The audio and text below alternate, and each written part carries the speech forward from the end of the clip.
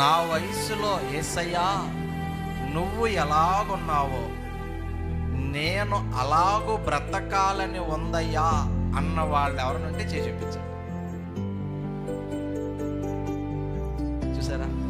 అంటే ఇక్కడ ఒక్కరు కూడా మనం ఏం కోరుకోలేదంటే, నా వయసులో నా ఏజ్లో యేసయ్య ఎలా ఉన్నాడో అసలైన రియల్ హీరో ఆయనలాగా ఉండాలి, ఆయనలాగా మన మాట ఉండాలి, మన బ్రతుకు ఉండాలి, మన క్యారెక్టర్ ఉండాలని ఇక్కడ ఎవరికి అనిపించలేదు.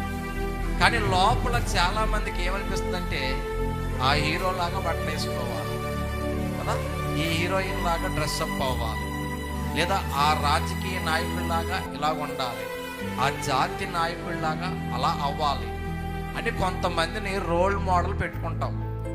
మీ రోల్ మోడల్ ఎవరో అని అడిగితే కొంతమంది పేర్లు మనసులోకి వస్తాయి. మీరు చెప్పినా చెప్పకపోయినా. అవునంటారా కాదంటారా?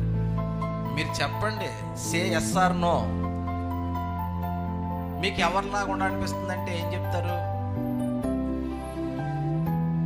హీరోయిన్ పేర్లు చెప్తారు, అవునా? లేదా జాతీయ నాయకురాల పేరు చెప్తారు. మిమ్మల్ని అడిగితే పుష్ప. కానీ ఒక్క మాట, నువ్వే వయస్సులో ఉన్నవాడివైనా మనం ఒక్క వ్యక్తిలాగా నడవాలి. ఎవరు తెలుసా అయినా? ఎవరిలాగా ఉండాలి మనం? ప్రతిరోజు ప్రార్థన చేసుకోండి. ఏ ప్రార్థన? నా వయస్సులో ఉన్నప్పుడు నాతో చెప్పండి అందరూ, యేసయ్యా, మీ మీ గుండెల మీద చేసుకోండి, లేదా రెండు చేతులు జోడించండి. ఒక నిమిషం ప్రార్థన అనుకుందాం. రెండు చేతులు జోడించండి. యేసయ్యా, నా వయస్సులో నీవు ఎలా ఉన్నావో, ఎలా నడిచావో, ఎలా బ్రతికావో, ఎలా మాట్లాడావో, ఎలా చూసావో, ఎలా భక్తి చేసావో నన్ను ఆ విధముగా పరిశుద్ధముగా నీ పోలికలో ఉంచయ్యా.